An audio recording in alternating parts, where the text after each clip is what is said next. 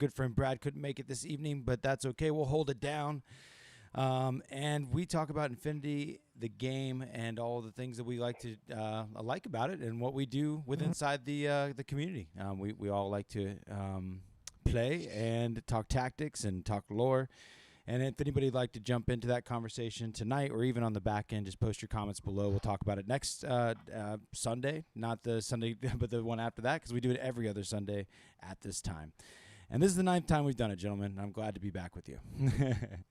Yes. So tonight, the things that we're going to talk about is going to be just kind of whatever comes up, but inside the Infinity world, just a little bit of news. Last night it was a late game. I've noticed that my tabletop simulator games have been taking a little bit of time. The bat rep last night, we started at 9, and I think it was done at like 1:30 in the morning. It was like 3.5-hour game, you know. But it was intense. Wow. It was my ODD match. I drank coffee at like 8 o'clock at night, and I was hype. And it was crazy how, I really didn't notice that much time went by. You know, it was almost a 4-hour game of Infinity, but it was so in the zone that, while you're sitting there trying to move those models around, you don't really think about it. But man, it was great. It was a wild game. It came down to the very nitty gritty end. It was a 5-6. I lost by 1 point, and he took it by 1 point at the very end. It was crazy. That's how our game was. Mm-hmm. It was like 3 hours long, and I was just like, what the heck? What time is it? Yeah. So, yeah. I definitely was not that way. I know I had one game from 8 p.m. to midnight for one of these events, and then another one from 7 a.m. to 11 a.m. So with some guy from Poland. Mm-hmm. And definitely that one till midnight was, after the 3rd hour, I was just like, can we just be done? Yeah. I don't care if I lose. I want to be done. Yeah. Yeah, sometimes it goes down that way. Particularly, link teams are definitely challenging, to move around. And the more you're trying to finagle buildings and trying to get on balconies and stuff like that, difficult movements. I like the more squared, like the micro arch terrain where they don't go crazy with ledges and everything. Just the nice flat. The District 5 set that we use in real life. It's pretty clean to play on. But yeah, it was a great match though, nonetheless. Despite the time it took, it came down to the nitty gritty. If anybody wants to check it out, and it was a lot of fun. I was playing Corregidor. There were some crazy moments because Panic Room, you have to have essential personnel to score round by round inside the Panic Room, and I only had Uxia and the Unknown Ranger. And the Unknown Ranger had a line that he didn't necessarily see as I ran up the side of the board and just took McMurrow out. I chose deployment, and he chose to go second despite having to deploy first, and that gave me a chance to counter deploy McMurrow as his hold off with my hold off of the Unknown, and go take the McMurrow down before he even got to use it. I had a great first turn. He still managed. What does the Unknown Ranger have that counters McMurrow? 4 shots. A 4-shot burst with a damage. Oh, just a ton of shooting. Yeah. Gotcha. I guess that'll do it. Lots of bullets. What counters it work? Bullet. And then also MSV as well. MSV1, so he can't throw smoke to hide. So that was a lucky situation, but man, Uxia died to where I wasn't even going to be able to have a character, and I was able to paramedic her up like with a scary roll, and it was just a lot of crazy moments down the nitty gritty. On a final order of like trying to take over the Panic Room at one moment, I ran in there with a bear, like, okay, what do I do? And I was going against Wolfgang Amadeus, and Wolfgang was his essential personnel in the room. And I just last order decided at the last minute, all right, I got to go against 2 wounds here. I'm going to throw my trench hammer versus his shots. Hit him with the trench hammer successfully, beating him in the face-to-face, and then he failed both his double action saves. And I was like, oh, my God. Wow. So ran in there with the dare. That's awesome. Yeah, popped him with the trench hammer. It felt great. What counters characters? Hammers in the face. Yeah. It was fun. Yeet.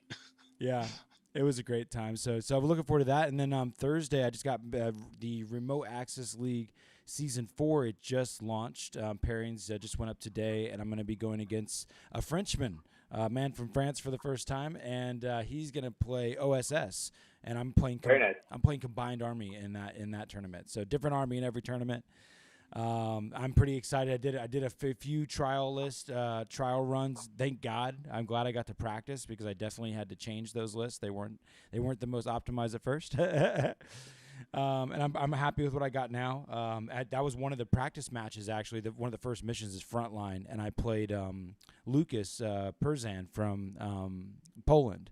and he's a great artist and whatnot. We had another good game. He played Shezvasti versus my combined list. That was the first time I'd done a mirror match, and I mentioned this because it's on people can go back and watch it, of course. But he did a really interesting concept because of frontline being end of the game scoring. That's what it's interesting. As the more I dive into the community, I'm seeing people have a dislike for certain kind of things, right? And this has been an ongoing conversation, I'm sure. But some people just hate countermeasures. They hate the classifieds in general. They think it adds too much randomness, right? And then end of game scoring, anything that where you can choose second and basically have that dominating. Yeah, I mean, I hate end of game scoring. Mm-hmm. It's even tough in round by round with the second being the advantage. I gotta say. Just the thing is I never really thought of a different way, but I will give credit to it was a good experience playing Vol SC's custom mission called Tempo War, and it was essentially the same thing as zone by turn scoring, but instead of at the end of the battle round, it did it by each player turn. So no matter what every player turn, player 0 and player 6, because you got player 1, 2, 3, 4, 5, 6 or 6 turns, 6 player turns, right? And on the very first player turn and the very 6th player turn, nothing can be scored. And then turn 2 worth 1 point, turn 3 worth 2 points. So on the second battle round, those zones are worth 2 points. And then on the final turns, they're worth 1. And it's a really interesting dynamic because whether you go first or second, you're still always, even on the enemy turn, trying to dominate the positions. So that was a pretty saucy thing. I really enjoyed it. And by the way, that did just end the Vol SC Tournament League for Season 3, and that does give that was kind of interesting to look at as far as his results. He has a cool video up that breaks the results down. I thought he made a cool point about just how, and I've heard you guys talk about this before too, but like when you look at the rankings of ITS data and kind of see the different the different win-loss record between factions, it's kind of skewed and hard to tell because good players jump around. And is it really the factions that are dominating, or is it the fact that there's good players that are playing different factions? And so we can see a faction maybe in Vol's league that did bad, but if one of the top players played that faction, maybe it would have done good, right? So that was cool. Previous years, I don't. There are some players that really stick with a single faction, but there's still a decent number of players that jump between factions, and it seems like the same players are always top 25, regardless of factions that they're playing. Mm-hmm. And at least for the past 3 years, that's been the case. That's what we want. I think that's what we want, right? I mean, I want the game. I want the whatever faction to have a viable chance, and your skill set be what leads the rankers. Yeah, and these folks that are top 25, they're practicing all the time. They've got sounding board people that they can run strategies against or lists against to see what works, what doesn't work. These aren't people who come out and do a Friday night game and call it quits for the week. These are people who are playing a lot and strategizing a lot. They're taking it fairly seriously. Mm-hmm. Yeah, and with some exceptions, these are people who've been playing for years. Yeah, which is an interesting thing you can do with Infinity.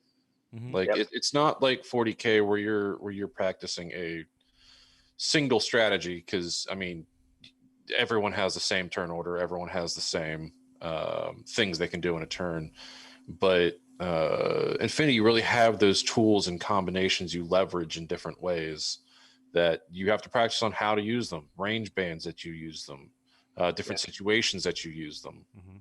I think a lot with these different missions too, even season by season, there's still a lot of mechanics that are transplanted from one mission to the next. And it's is it quadrant control? Is it the 3 strips? Is there an exclusion zone? Is there an objective room? Is there a biotech? They all have different elements that play a certain way. Are you playing firefight? Is it where there's no retreat? Is there one where you know who the lieutenant is? The more you've played, you start to know, oh shit, I lost that time because I focused too much on this. That was that. If I had chose second, I would have won. You think about that enough times after enough situations, and you come to the event with that kind of ready to go ness. So and it's there's cool. Like what 20? Is there 22 missions, 23 missions, or something? And there might have been last season. I don't know about this season. But I mean, that's and in each season they add 2, I think. there's enough variety that, yeah, to your point, Zach, just playing Friday night, you'll get a game in. I mean, that's going to put you at, if you do one, maybe you get to play a mission twice if you're not doing tournaments. In a year, that's nowhere near enough practice. No. Really know, like, all right, I have an hour and a half or maybe 2 hours, because a lot of them run up 2 hours for a lot of the games.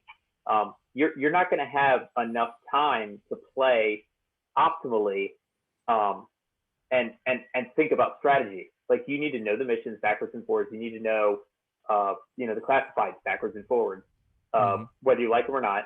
And then it comes to, I know my army very well, and within reason, you know what the opponent's army is. So you need to play a variety of opponents too, at least to get better.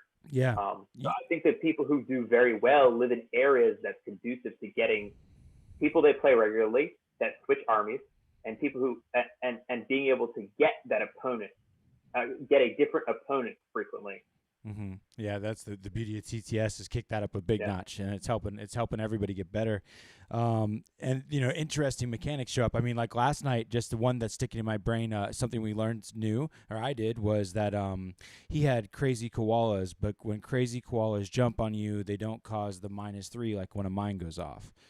And it's like that. Some people in the chat instinctually was like, yeah, it would, but no, you look it up. And no, they're not a mine. Yeah, they're not. They're There's no mimetism or no. Yeah. There's no surprise. They're not even really a token state, right? No. Yeah, you hear the padding of little cyber feet coming at you. You're like, oh no, I'm ready. You made me think about what missions haven't I played at this point? Because it did take a long time to play the missions that I have. Like I remember that starting out, I would only play the missions that were the next monthly tournament. And that still keeps you pretty in a tight pack. I don't think I haven't done Transmission Matrix. I haven't done Hunting Party. Really like Transmission Matrix. I don't think I've done that or Hunting Party before. I think that's it. So that's not bad. Those are both pretty fun ones. Yeah, I haven't got a chance to do those. They're good missions. I mean, I've played them a decent amount. Yeah. Mm-hmm. And then what I thought you guys have mentioned before that I've never got an opportunity to experience, but in the RAL League, the winners of the seasons, they get to choose some of the missions in the next season. And the winners of the season 3 for the Remote Access League chose to play Frostbite from season 10's ITS. Nice. So the round 5 of this season that just starts, and I play my French match on Thursday. We're gonna play Frostbite at the end of that one. So that was pretty crazy. There's all the heaters, and if you don't turn the heaters on, then people freeze to death, and it's pretty crazy. Yeah. Unless you're heavy infantry. Unless you're heavy infantry or the data tracker. Oh, okay. Yeah. So you guys are ready. You got that in here. That one, it seemed like there was a lot going on in there, and plus data trackers are. It was popular for a while. Thing in the past. It was in a couple of ITSs that we went to. I played that with I think more recently. Was it last season it was still in? No. No, it was the season before last. Yeah, season 10. Okay. Mm-hmm. Yeah, and then I played it a lot with Karage Crisis when it was released. That's it was right. a campaign. Yep. It was a campaign mission first for Hakazam. Yeah. So that'll be fun. For do you guys got any? So unlike that very first Vol League, this is submit to list and you're stuck with it.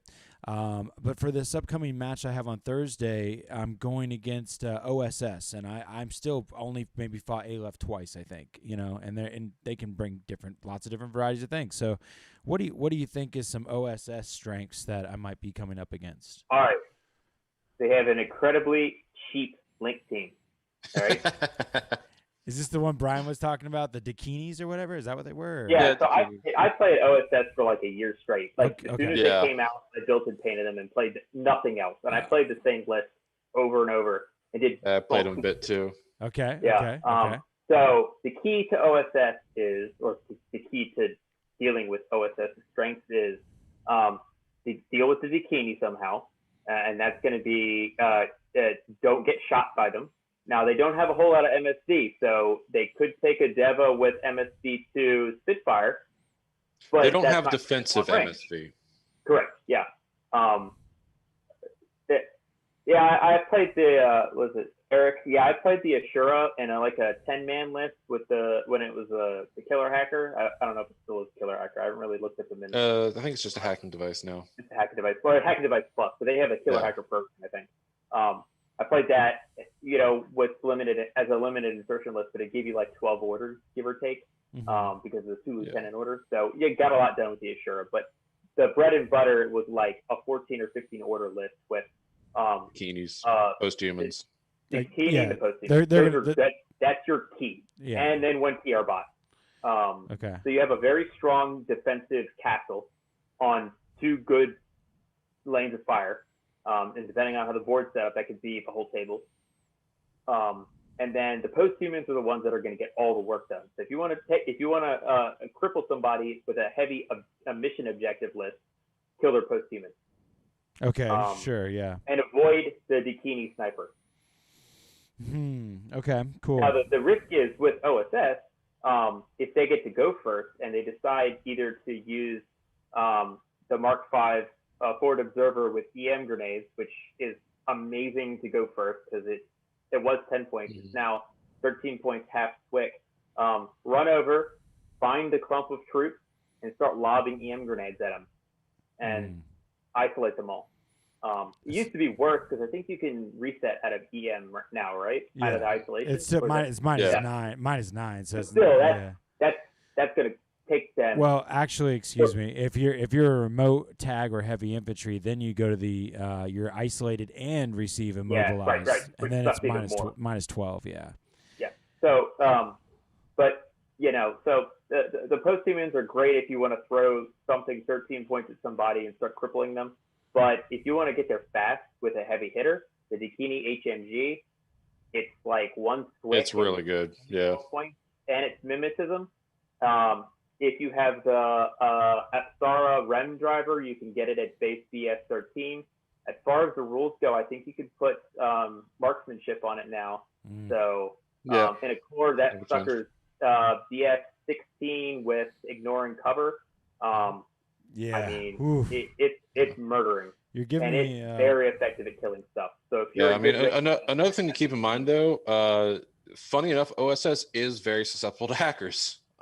Because bikinis, unlike the Unidrons, have no BTS. Okay. No. So you can hack them all you want.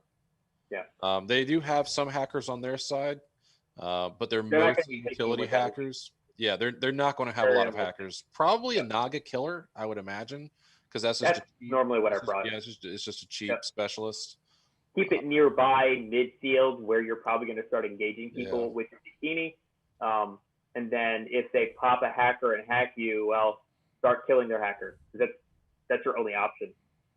And OSS doesn't have a ton of hackers unless you're talking about the Ashura, or the Deva. Yeah. And I mean, you could bring them, but I just have never really tried other than the Ashura. I never brought the Deva. Well, the Deva Spitfire with MSV is really popular, and that's the one I've always seen in the lists. That one's good because if you need to go run up and deal with someone with, an image of -6, you got to have a piece for it. That's what I generally brought. But it's important to keep in mind that OSS, a lot of OSS attacking pieces are not actually long range. They have a lot of Spitfires, a lot of short range. Okay. They have the Dakini HMG.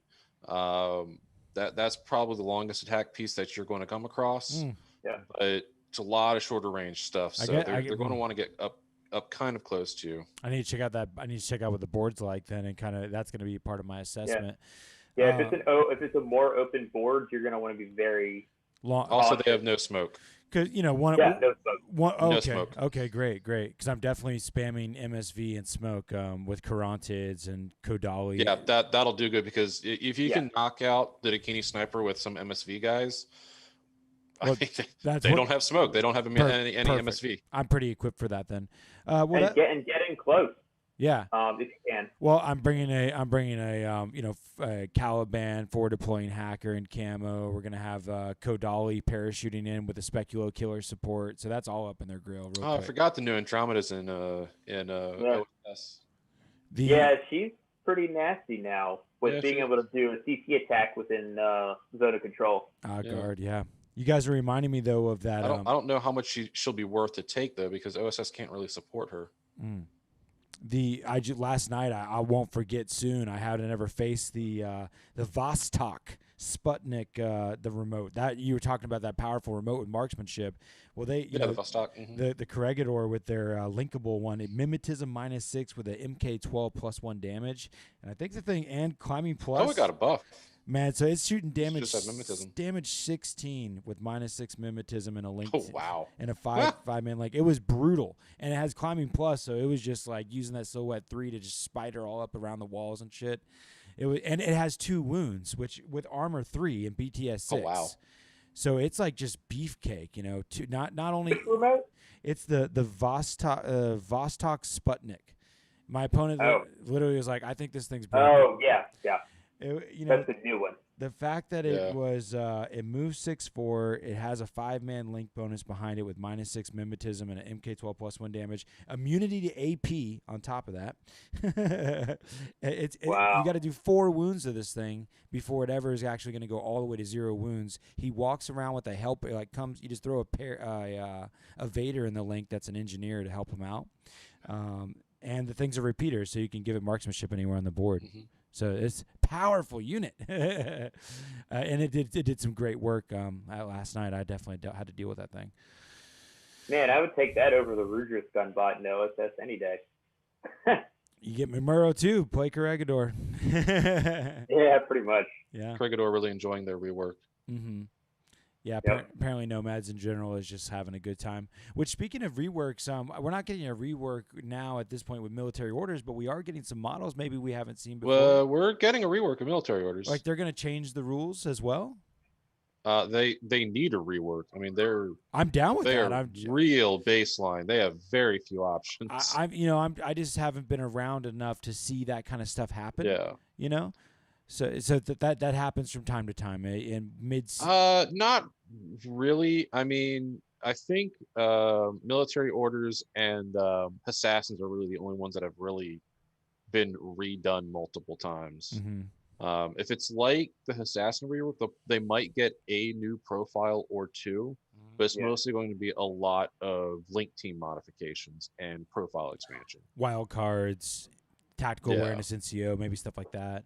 Yeah, I mean, we might see order sergeants as wild cards, but I don't know. Mm-hmm. We might see a knight order actually as wild cards, to be honest. So like maybe hospitallers. I mean, I never paid attention back in the day, but apparently the Unknown Ranger wasn't anything like he is now in N4. No, he's a piece of shit. Yeah, back in the day. So maybe we'll see some things like that where it's just radically better, you know. None of the knight profiles are particularly bad. The problem, I think, the biggest problem that my knight profiles have is just they're loaded. Mm-hmm. They have really high stats, which really increase their costs. So I mean, if you want a Templar link team, it's like 200 points. Yeah, it's a ridiculously expensive link team. Mm-hmm. Interesting. Well, that's exciting. I mean, I gotta say, thank goodness for TTS games. I've been seeing all kinds of stuff I hadn't before, but I'd never been Ramboed against with a Montesa with a Red Fury, a Montesa knight on a bike with a red. Yeah. That thing's a beast. Yeah, Ross loved that thing, except it never did anything for him. It's super good. It's got destroyed. It's a pretty unique motorcycle unit, right? I mean, it is. Yeah, I mean, it's a heavy infantry motorcycle. 2 wounds. Yeah.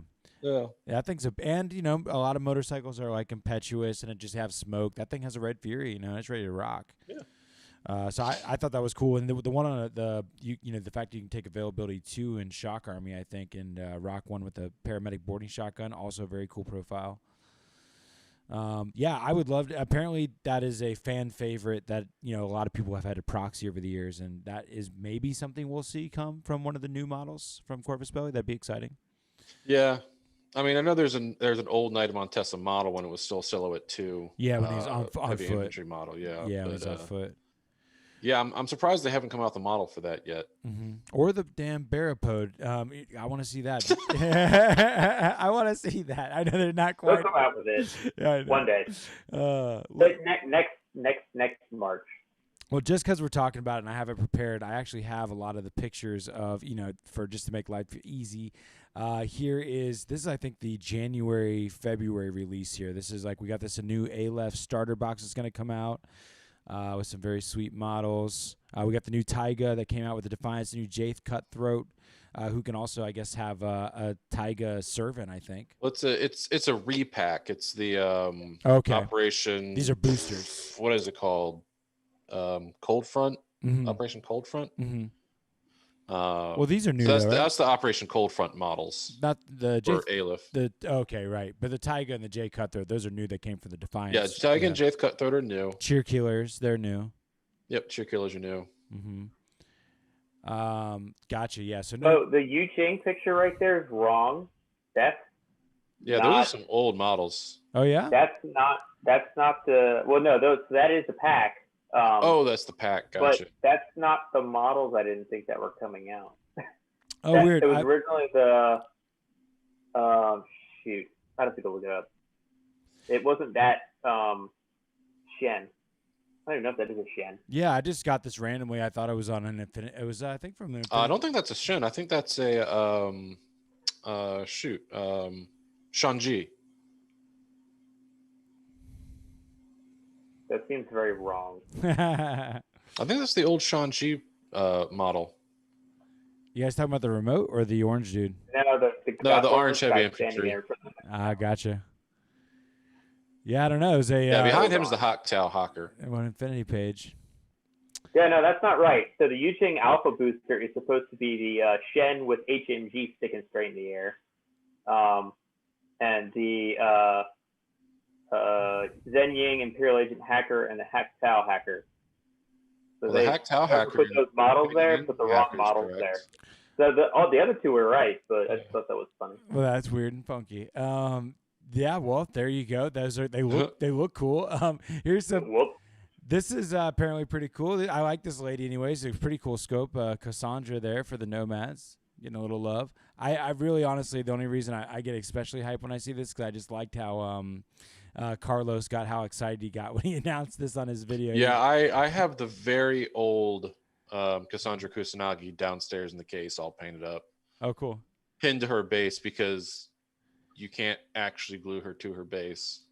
The depth of like the folds, the lifelikeness of the what. Oh yeah. I mean, so I'm buying that model because I'm converting her into my Asawira Doctor. Oh hell yeah.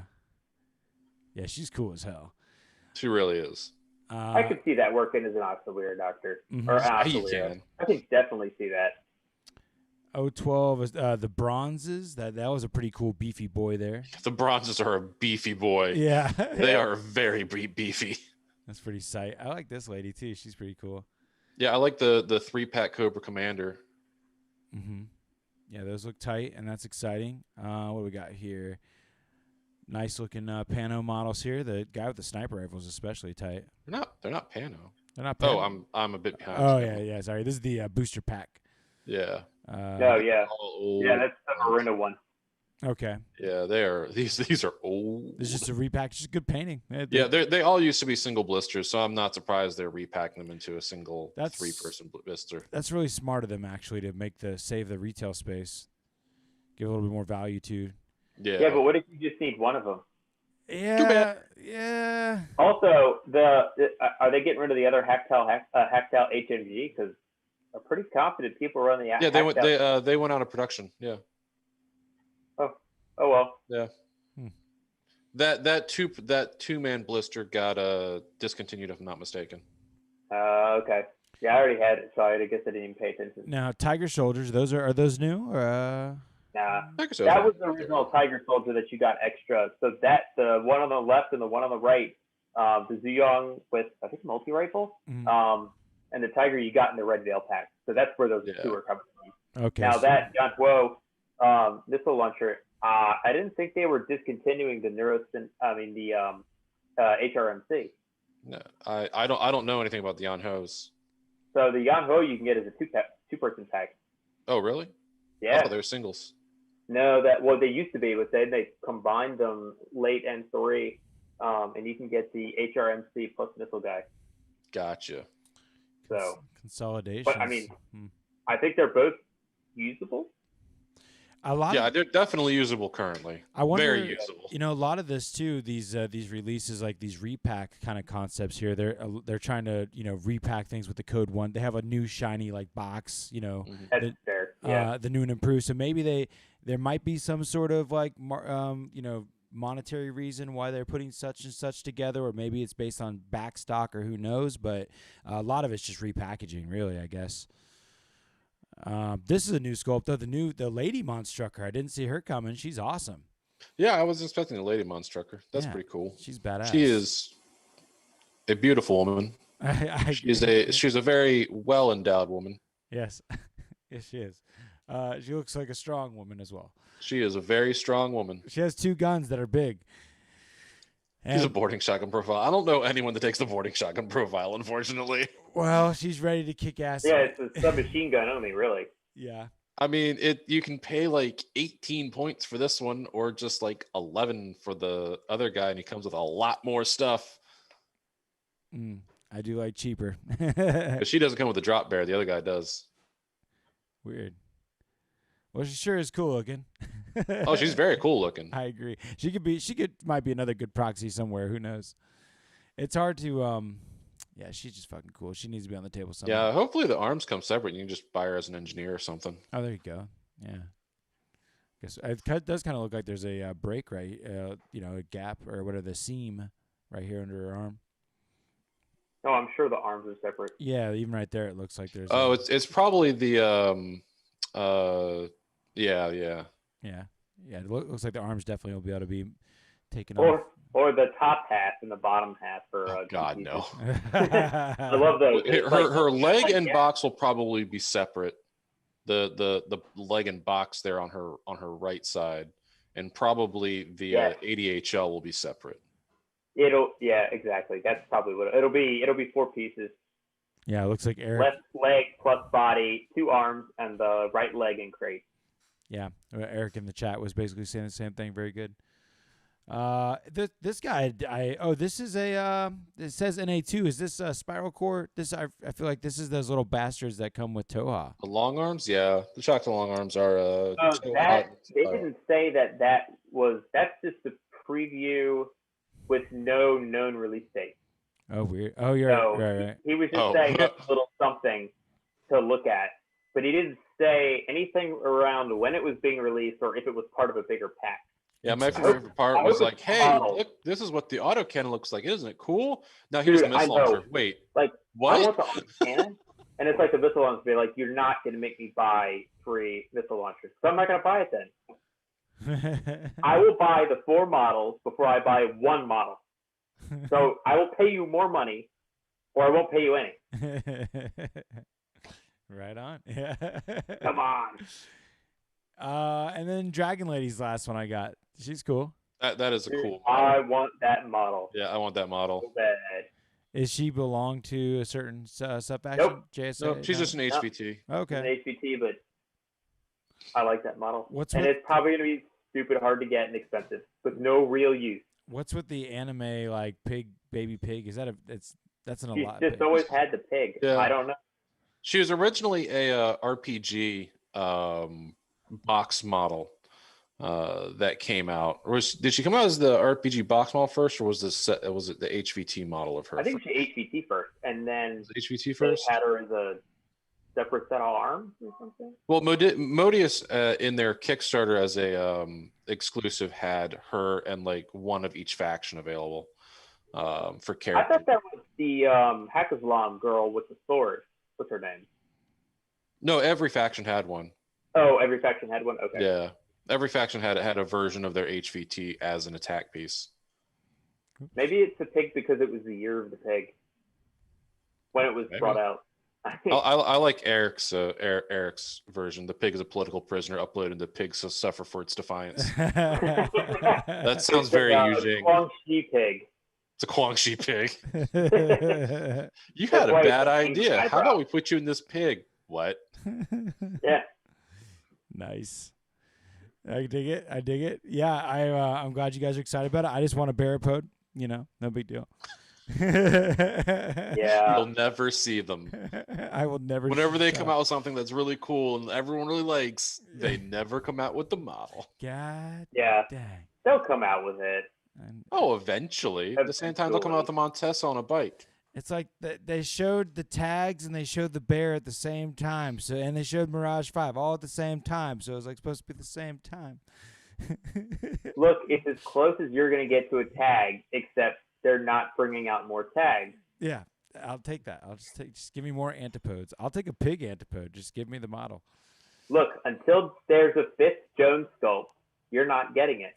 Hold on. Sixth Jones sculpt. I don't know. We'll go. 6 or 7. Wow. Are we really 6 2, or 7 different ones? Jesus. 3, 4, 5, 6. No, I think we're on 7th. that's silly. I think we're on 7th. All right. A 5th Usha. A 5th. Dang. I'm reading what Eric says. People would just get with the program. Model releases would be way better. Just convert, and then they'll release. Oh, dude. Okay, so George, you need to take a dog, cut the head off, put a bear head on it. Yeah, I'm already using. And then when you do that, they'll bring it out. I'm using D&D bears already, and it's working pretty good. See, that's not converting it. You have to actually take a model from Corvus Belli and cut it. It's like a voodoo doll. Okay. All right. Yeah. I found that the dogs, since I don't play U.S. Ariadna, the Dog Warrior is a good, or not the Dog Warrior, but the Devil Dog. Yeah. He's a good bear. Devil Dogs work fine, yeah. He's the same silhouette profile because they, yeah.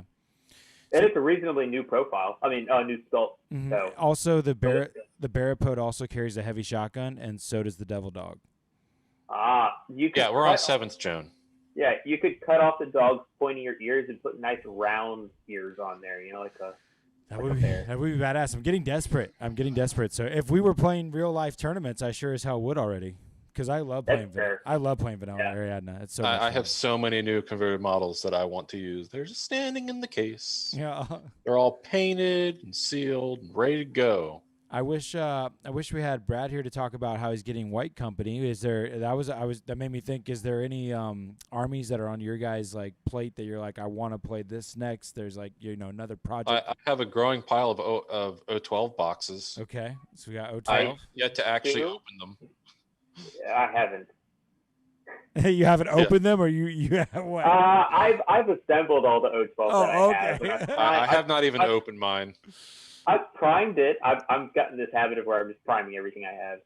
So I've got a massive case of miniatures, which I'll show you. All of Hakazlam got renovated. Now I'm like, okay, time to get back into Hakazlam. That's a lot of. I got a lot to paint still. That's a lot of Infinity. Well, no. Only this side right here. Oh, is okay. Infinity. Okay, I was gonna say. Top 3 shelves are all Infinity. Okay, I was gonna say, man. Yeah, the rest is Lord of the Rings is one whole case. Oh wow. Yeah. Damn GW games, they're big ass armies. I know. Oh man. The what a beautiful game. Well, so you said O12, and I'm sorry, what did you just say? You're working on. You have O12, but you don't necessarily have a plan for what you're gonna do next. Like Eugene's your main army, Chris. What do you might want to play? No, next? I don't know if I have a main army. I'm just gonna start dabbling in everything. Yeah, I know. Yeah, you sort of go hard into an army a year. You don't really. I had been, but I don't feel like I'm gonna do that anymore. I'm just gonna play whatever I feel like. That's good. That's fair. So what I'll probably play is a little bit of Spiral and some Caledonia and some Yuching. Yeah. I'll play some those are whatever I feel like. So main factions then. So because I mean, out of all of, what is there, like almost 36 factions or some shit? Yeah, it's ridiculous. Yeah. A lot. And it seems like that because I found myself now I've been keeping count, and I have they're playing 9 different factions, but only 3 sectorials, or I'm sorry, 3 main factions with it's just sectorials that kind of add up the number, right? Like I play Combined, but I only play Morats and Onyx, don't play, and then I play Hakaslam, but I don't play Assassins. I just play Rama and QK, or Vanilla. So and it starts to add up like you're playing a lot, but they're just different flavors of the one main faction. So Ariadna, you liked Caledonia version of that primarily, and I've got all of US Ariadna, which I want to paint. That was the army that got me into looking at Infinity, because I think the box had just come out when I kind of got interest in it, and I was like, that's kind of cool. And it was like, get this box, but it still took me a while before I ended up buying into it. Mm-hmm. One of the things I like about Ariadne models is that like sometimes I've had players just to like try to find something to not like about the Infinity aesthetic. They'll be like, it's too anime or too like Mass Effect style. You know, I've heard that term, and I'm like, it's not just like they're looking at the pano And I'm helmets. like, well, you're wrong. Yeah, and then you show them like Ariadne models and like the blackjack, you know, and stuff like that. It's like, and they kind of change the tune as far as how it doesn't always look like guys with helmets on, you know. You just shoot them back over their grim dark corner. Well, I actually said a hilarious joke while I was trolling my 40. I thought it was funny as hell. Prior, your vegetable on a throne. I was posting all these Infinity models to my 40K friends just to show them cool models, and I was like, you guys might be a little off put right now because it's not just a bunch of nuns with guns and demons with like 12 titties. It's like there's actually women mixed with men models. I know it's freaking you out. It's a beautiful thing though. Yep. Yeah, there's badass ladies and dudes. And There are nuns with guns. There are nuns with guns still. There are, yeah. Back I had to used to be called Reverend More asses because they used to wear thongs. Oh wow. The old models were unapologetically cheesecake. A little more. Yeah, and they were definitely in position to show off the goods. Oh my goodness gracious! Yes, it was so bad. I think it was the multi-rifle just bent over and sticking her butt out like this. I'm like, what even is this? How did the cloth even go this way in your motion? And there were some Ariadne models like that. I think the chapters had one where the old Caledonia volunteer. People don't stand like that. Oh yes, the light grenade launcher. Yep, the light grenade launcher Caledonia volunteer. Yep. With the mini skirt. Wow. Yeah. Mini skirt. That's funny. No, I'm laughing because today I had to literally, I had a conversation with my wife about nuns with guns and how that was a storytelling mechanic or an aesthetic across many game systems. We Googled nuns with guns, lived a little. It was good. It's a thing. Everywhere's got it. Sisters of Battle, whatever. But that's hilarious. To reminisce in times past. They've come a long way. I need that OOP. Give me that out of print bad boy. Pretty positive we still have one. My wife still has one. Oh, nice. She got into Bakunin way back at N2 and got all the models.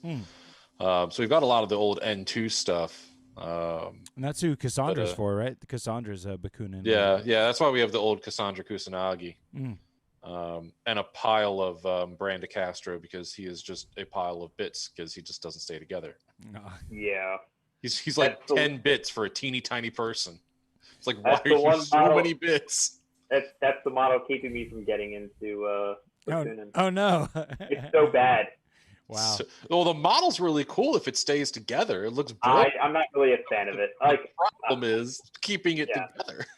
It's too spindly looking, Oh, it's so spindly. Reminds me of his tail is separate, each individual limb is separate, his head is separate. Oh god. And his torso is separate from his legs, and his foot is separate from the base. And the base is two pieces of a door. That's Look, Corvus Belly, I'm not buying another art. I'm not buying into Bakunin until you fix that. It was their worst one. Wow. I've had every Infinity player ever say don't buy the Gakis as well. Because they're like just the old one. Yeah. Oh my god. Or the Furies. Like tiny little toothpick arms. Mm-hmm. That's all the old N2 models, toothpick arms. Yeah. And tiny little shoulder sockets. So you can't pin them unless you want to pin all the way through the arm.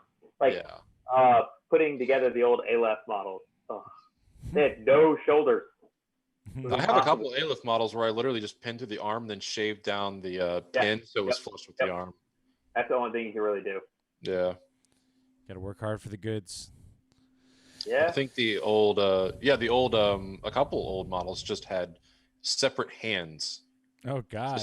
Their hands were separate from their arms. Stop it. It's like, why? Why did you do this? Why would you do this to us? Yeah, pretty bad. One of the so if you watch this and you didn't like Infinity because back then the models sucked to put together, they've come a long way. Nice. They're way better now. Thank God. That's good. You reminded me that one of the newer players that I taught a bunch of players this past couple weeks, which was cool. And they're doing great. The N4 has been fantastic for people picking up the game. But one of them noticed that the Infinity actually had like people with like left-handed like holding their weapons like with southpaw, and he was like really impressed by that. I guess in 40K it's like the endless right-handed guy kind of thing. Yeah, that's the biggest problem I run into with converting is a lot of times like, oh, I really want that weapon, but it's only left-handed, or oh, I really want that weapon, but it's only right-handed. Yeah, there is definitely left-handed, right-handed individuals. Mm-hmm. That's cool. Yeah, and honestly, I think the models, there's no really left or right. It looks like they're used ambidextrous because they will have a gun in the left hand while they're shooting a pistol, or you're shooting a pistol with the left hand and have their rifle down with the right hand. So you're just like, these guys don't care. They've trained in both. They figured it out. Eric, they don't have brass. It's all caseless ammunition in the future. Okay. That's actually called out, so they don't have to care about brass. Yeah, I'm sorry. Except for the Ascari rifle, the one the Hakazam uses. That is that is a standard rifle along with Ariadne's Novi. What is it called? The Novi. The Yaknik. No, I don't remember what their base rifle model's called. It's a Novi something or other. Eric says not Ariadne. Yes, two factions don't use caseless ammunition. Interesting. So that's a part of the lore is that's not a thing in the future. Okay. But rifles are rifles. Combi weapons are combination weapons because they are a combination of computer guided systems and standardized ammunition. So when it shoots, the computer in the gun is changing the barrel length, width, and ammunition charge to make it go in the direction and velocity that it needs to go to hit. That's why it's good for both short and medium range. Have you ever seen or read a description on the trench hammer? Like it seems like it has like little missiles on it or something like that. Yeah, it's probably like no, rocket. It's literally just it's just a rocket hammer. That's all it is. That's cool. Yep. It's cool enough. That's all it has to be. It's like the ballistic knife the Russians have. Yeah, ballistic hammer. I like. Probably it's just like a cannon charge. It's like a giant slug without the case is the handle. It's pretty cool. Did you know that they're actually disposable in combat as well? I didn't know that for a while. Oh, really? Post combat? Yeah, if you use them in CC, that's also a disposable use of them. Interesting. Huh. Mm-hmm. So you only got a couple of uses out of the trench hammer? You get 3. I think it's only 3. I think you get 3. I think you get more than 2. But yeah, when you use it in CC, it also is using the weapon that it's disposable at that point, which I thought was cool. I did not know that. Yeah, that's probably just a lower tech explosive weapon because explosive weapons have shaped charges along their blades. Mm-hmm. Is it anti-material? It is, yeah. Okay. Well, it's because it's double action, but yeah. Yeah. It's like conferred. Eric says just like D charges, yeah. Okay. So it's cool. It's cool to know. Low tech explosives. It was funny in the match last night. This is just totally different thought process, but I used the Foxtrot snipers instead of my SAS and a Straylock. I running my Ariadne list. I have a bunch of camo tokens, and it's 5 camo dudes with like 2 mines and a decoy, so 8 camo tokens total. But the other list takes out 2 of those sets of camo tokens for Foxtrots that are infiltrating snipers. And my opponent and I had an interesting. He didn't think they were the best idea in my list, even though they did a pretty good job in our game. As far as just like even just being in camo state alone was enough of like, why do you have that camo marker on top of a building? That's got to be. Is that a Cateran sniper? Is that facility? What is that? And that alone was enough to make them feel worth it. But I think after seeing Delamis do what they do with Panzerfaust and their infiltration and their limited camo, like just those ARO pieces in weird places of the board, I wanted to try that out with the Foxtrots. But it's interesting. You can get not in your best. You got to play it. You got to do it right. I think it's a terrain centric decision to play that version. Mm-hmm. Yeah, one of the maps that you showed me, definitely could be nice to have a long range gun kind of outside of your deployment zone for sure on a board edge. I could definitely see there a lot of use for that. Mm-hmm. Like part of the side of the board was fairly clear. Yep. And there was a building kind of up front, which would have been like perfect for putting someone you could forward deploy. Yeah. Or infiltrate. It's they may they were talking about their they got low BS and they're just I think they're a surprise attack and they're meant to be put at the far edges of the board to try to get the best modifier in a weird place. And you don't necessarily have to infiltrate either. But sometimes even a lot of these maps too, like when map builders, and I would think building maps could even help improve people's games, not as far as like how they look at a map and digest it. Because map builders will often scoot good sniper towers just barely out of the deployment zone. They'll put them in the 16, that 12 to 16 inch zone. And if you just have a little bit of forward deployment, and there's not a ton of, just a lot of people don't usually take forward deploying or infiltrating snipers anyways because they're going to be in a bad range band. So that's where the Daylamis are so good because they're so cheap, but they're also irregular orders at that point too.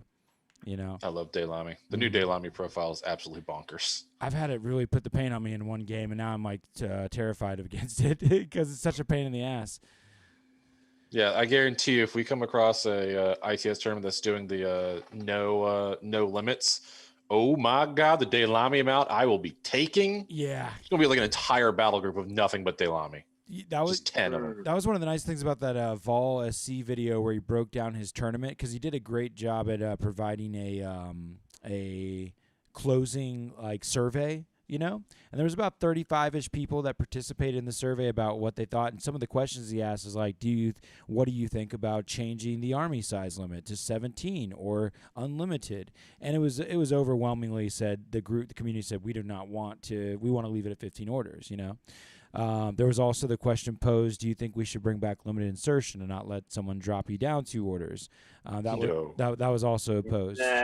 Yeah. I think N4 did a very good job of streamlining. Mm-hmm.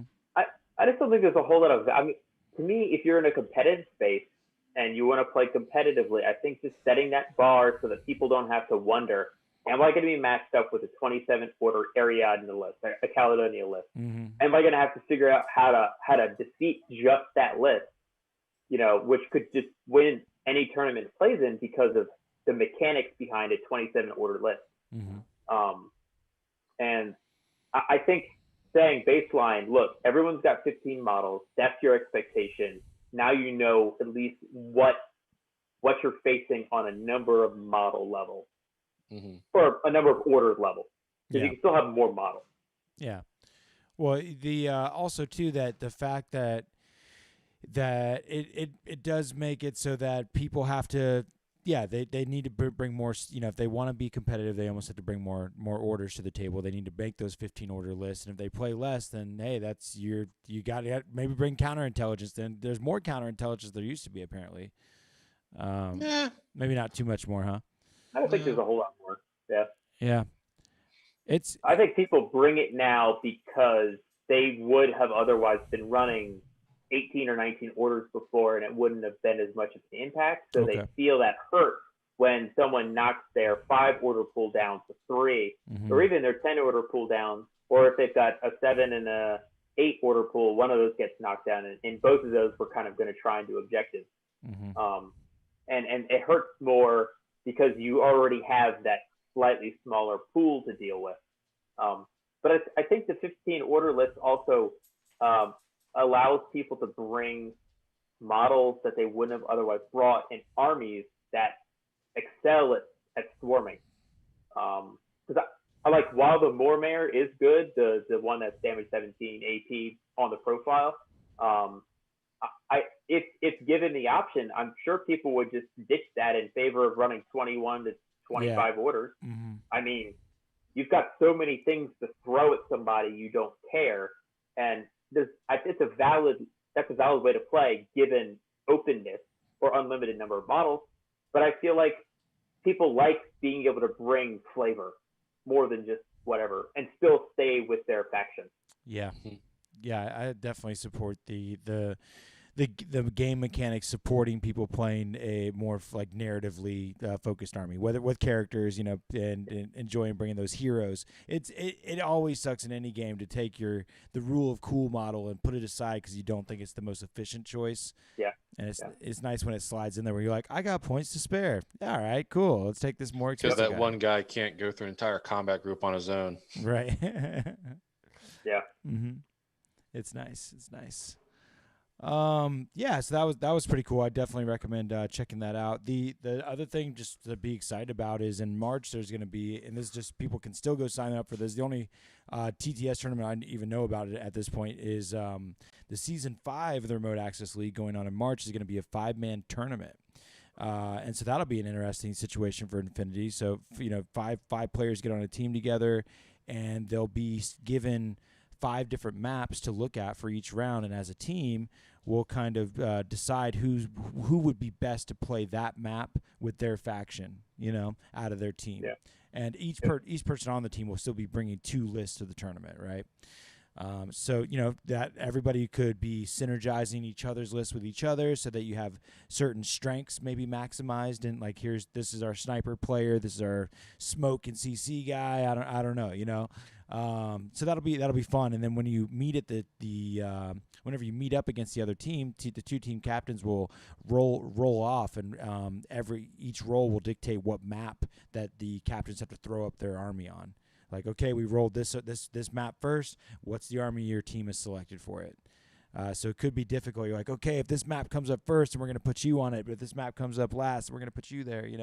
So that's all going to be pretty fun stuff. And anybody can still try to join that. Just go to the Remote Access League Discord and try to get a part of that. It's only $15 a head, and it's a charity event. That's pretty cool. The Remote Access League has all been charity based, and the one we're in now, it's related to a dog charity, I believe. And in game over the course of the tournament, every time somebody heals somebody with a paramedic, $1 goes to charity. And there's other different organizations that are matching those donations. So everybody's like trying to heal guys with paramedics throughout the tournament to raise money for charity. It's kind of fun. Yeah. Mm-hmm.